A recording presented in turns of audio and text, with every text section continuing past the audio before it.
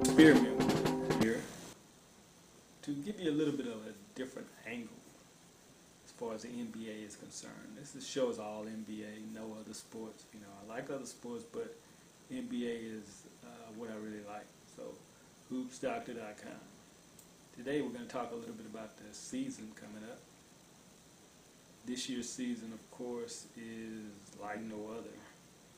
First, because of the lockout, which recently was over, and consequently they have a 62-game schedule and only 2 preseason games, which is what I like. I mean, I think personally I would like to see the season permanently go to 62 games, because we know that in the past the preseason, first of all, meant nothing. I mean, you had these guys that you knew weren't going to make the team were playing, and the vets were basically just chilling. Okay, but now everybody has to play hard, even in the preseason. You have to get yourself in shape before you get there. Not use the preseason as, to get in shape. So I like this. I like this format. As far as I'm concerned, do it every year. 62 games. That way, they're playing hard right out the bat. If you get behind, it's going to be a lot harder to catch up than it is if you have 82 games. You only got 62, so you got to come out smoking. So this year, new schedule, new format. Going to be tipped off, of course, this Sunday, Christmas Day, which is very interesting that the NBA has pretty much adopted Christmas Day, or just taken over Christmas Day pretty much. It used to be football, Christmas Day, but now it's basketball. They're going to start out with, I think, 5 games, to start the season. And, I think it was all planned myself. I mean, I don't see how it wasn't. I think before they went into this whole lockout thing, they knew it wasn't going to start till Christmas Day. I mean, what better day is there to start the season than Christmas Day? Everybody's at home. Everybody's waiting for the NBA because it's been locked out, and they already wanted to cut the season. So I mean, I think it was planned. I mean, at one time I did think that they wouldn't play at all, but then once I saw where they probably were going to play, I think this whole Christmas Day thing was planned. So they're going to start out with Boston at New York, or Boston and New York. It's going to be the first game at 12 o'clock. Then they're going to go with Miami and Dallas. And like I said, all of these games are very important, because you got teams that are in the mix already. New York, Boston. Then you got Miami and Dallas at 2:30. Rematch of the finals, one of the most exciting finals of all time. Then after that, you got D Rose and the Chicago Bulls at the Lakers, and we know what D Rose can do. We know the Lakers they're a team that I don't know about, man. They're gonna struggle this year. When I say struggle, I mean they're gonna be bottom feeders or anything like that, but they're not gonna be the big bad Lakers that they have always been. So that's going to be a change for them. Then you got Orlando and OKC. You got your Dwight Howard saga and your OKC up-and-coming team that, I've been saying up-and-coming here for a couple of years, so it's time to come. Now, the up-and-coming, they don't make it no more. Then top it all off, I guess, a lot of people be asleep by this time, or at the parties or whatever, but you still got potentially a very exciting game in the Clippers with CP3 and the boys versus Golden State Warriors, who, I was really, really, really looking forward to this team, but they've already started the downward spiral with Curry getting injured again, and Monte Ellis with his whole escapade, Texgate or whatever, So, but it still should be an exciting game, because Mark Jackson has these guys playing. So what we're going to do today is we're going to break down the playoff teams' power rankings as I see them. Of course, you got all kinds of people, experts out there that have power rankings, but the bottom line is, do you really know? Okay, if you look at my history, especially my finals explanation last year, I was pretty much on point. But you know, I didn't give a power rankings at the beginning of the year. So this year I'm gonna try something new.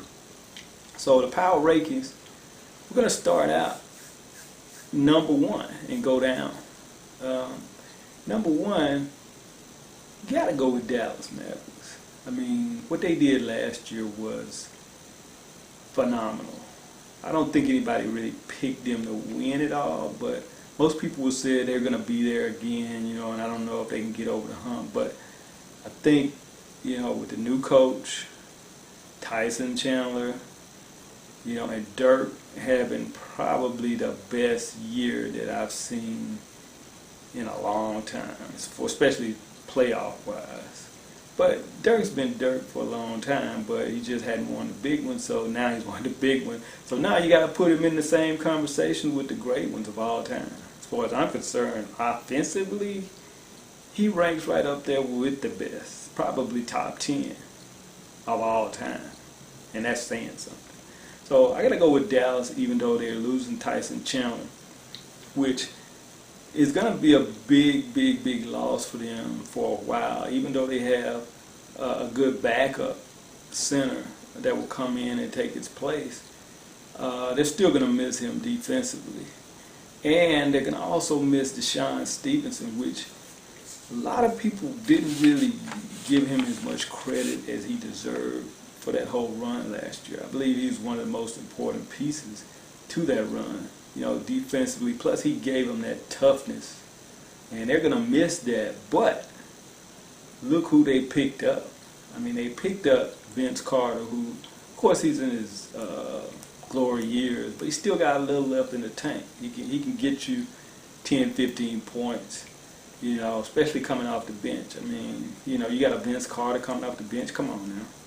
Then you got Lamar Odom.